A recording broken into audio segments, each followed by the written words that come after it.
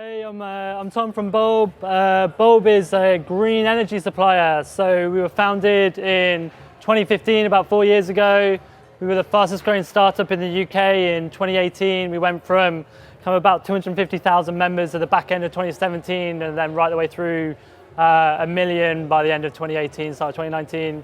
We're at kind of about 1.5 million as of today, and we're about to launch internationally as well. My role at Bulb is principal platform engineer. So when Bulb was founded, and that's kind of where continuous delivery for cloud infrastructure comes in. So when Bulb was founded back in 2015, obviously at that point we didn't know how rapidly we'd grow or what would happen further down the road. So what we did was we bought some core billing software for the energy industry just off the shelf, like a vendor application, a Java monolith.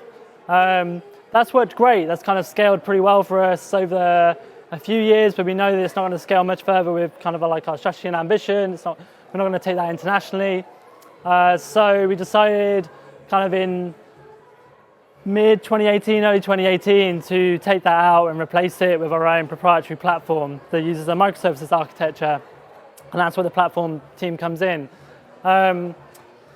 Platform is kind of a bunch of different services that represent the core entities within an energy company. So stuff like account management, how we collate meter reads, compute consumption, bill for that consumption, and communicate about it.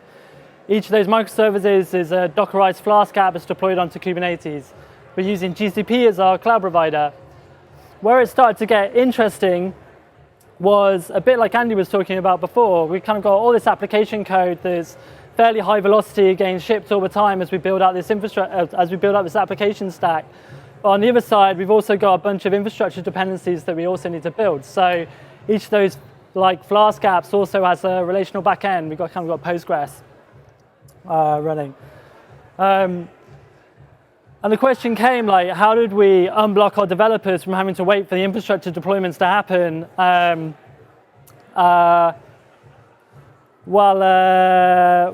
empower them to actually just go deploy that infrastructure themselves? So we landed on Terraform and continuous delivery of that Terraform using CircleCI. So CircleCI is like a managed CD pipeline that we use at Bulb. And what I wanted to do today was kind of demonstrate some of those principles and how that might actually work in practice. So I haven't got too many more slides. I've only got 2 slides. I have a title slide and an architecture slide, which we'll look at in a second.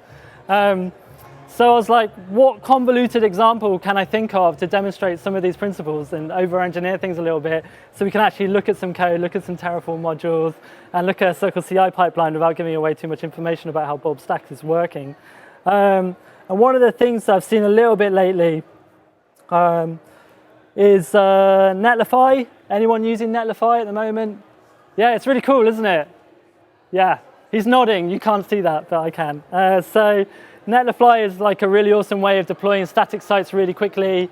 You kind of basically spin up a repo in GitHub or some other like hosted GitHub provider, Git provider, and then kind of wire that in with a CD pipeline, push your HTML, and then it'll just go get deployed. It happens in seconds, which is like really cool. It just uses webhooks into the hook to go handle that.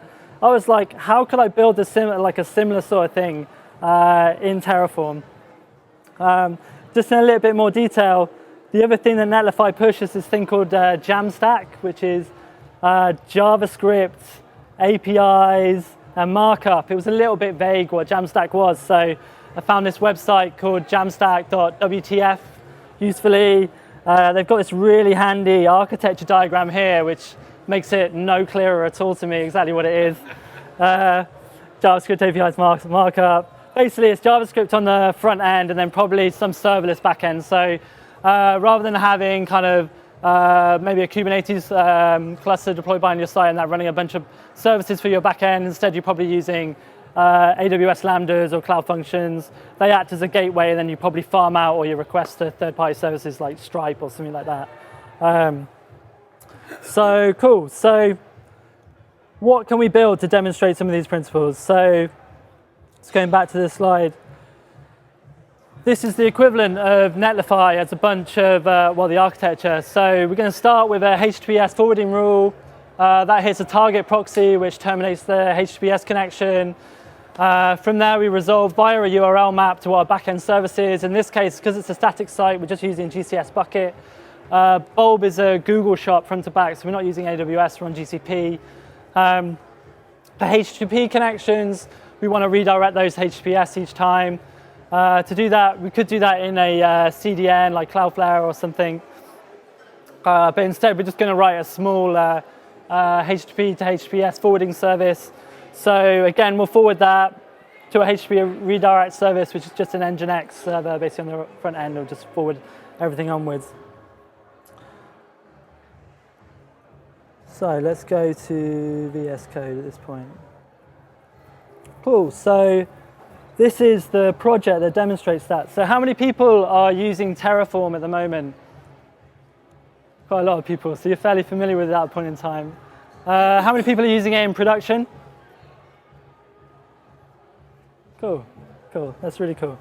Okay, how many have like a CD pipeline wired in to deploy the Terraform? Oh shit, okay. Okay, so quite a few of you should probably be here already. But let's talk through some of those principles anyway. Actually, an interesting one. How many people have tried to refactor Terraform code? Okay, a lot of wry smiles at that point in time. It's pretty difficult. Cool, so let's have a look at the structure of our repo.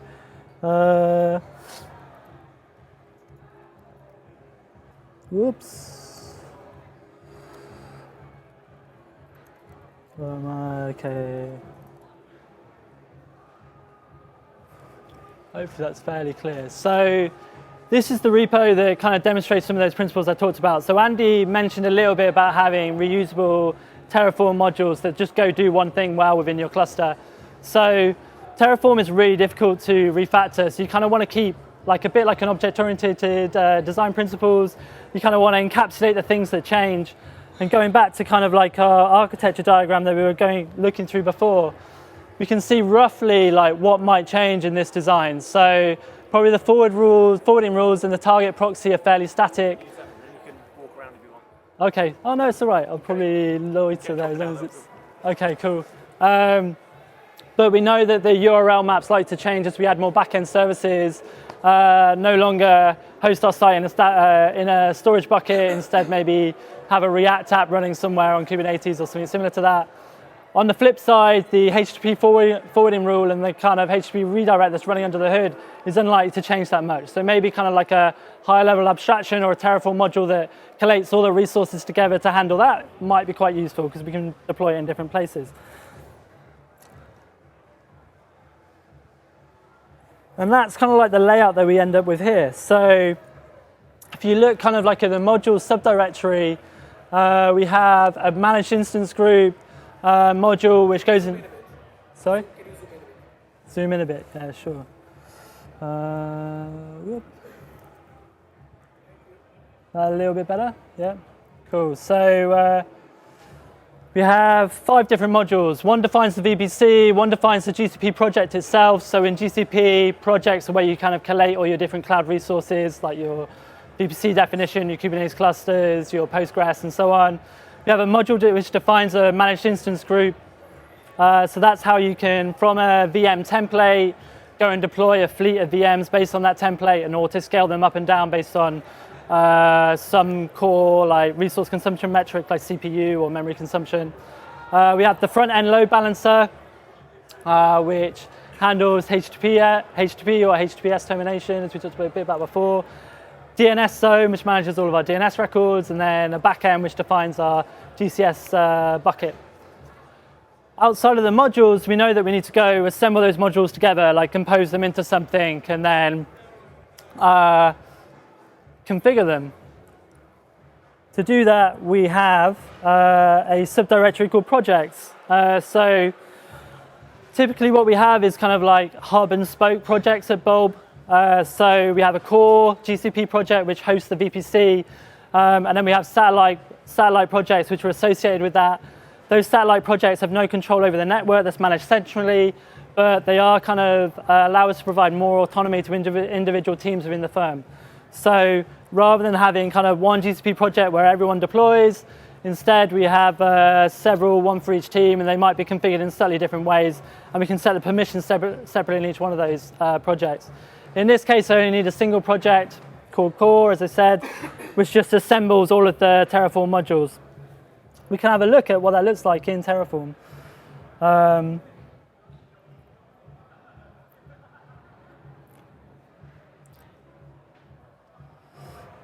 So here's our module instances, fairly reusable. So we kind of got the project one. Off the back of the project, we go configure the DNS zone, the VPC, add the backend, HTTP redirect service, and the front end, as we discussed before.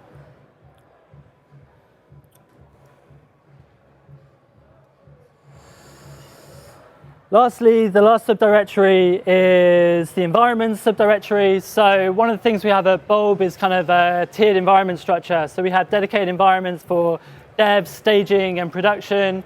Our CD pipeline for all of our infrastructure goes and deploys into dev. We check that everything works. Then we have an approval step, which goes and then releases into staging and then into prod and so on. We can deploy our application code in exactly the same way and following the same pattern. To lay out a new environment, again, it's just a main Terraform module, and then that's the entry point for all of our code. So we can just have a look at that.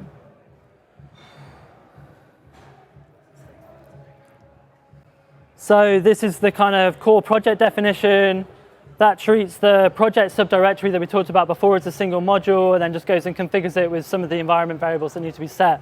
It also defines where the backend sits for Terraform. So if you haven't used Terraform that much, one of the things about it is your state file needs to be stored somewhere. Basically, the way in which Terraform works is that you have your infrastructure state as defined in your Terraform code, but you also can go out, and when you run some steps called Terraform plan and apply, you go requery all of the cloud provider APIs. It goes and generates a JSON file based on the results of all of those queries, assembles that into a rough view of what it thinks your infrastructure should look like, and then diffs that versus your code base. Based on the difference between that JSON object and what your code has defined, it then works out the change set that it needs to deploy. Terraform's a really cool technology as well. It works out the relationship between all of your resources. So it's actually under the hood building a directed acyclic graph based on the relationships between the different resources that you have. So for example, we know that all of our compute instances are attached to our VPC network. So if we go and change the configuration of our VPC, it's actually going to go tear down all of our GC instances at that point in time and reassemble them. Cool. So that is the production environment deployment. So how do we go about getting this deployed via CD? So we use CircleCI internally at Bulb.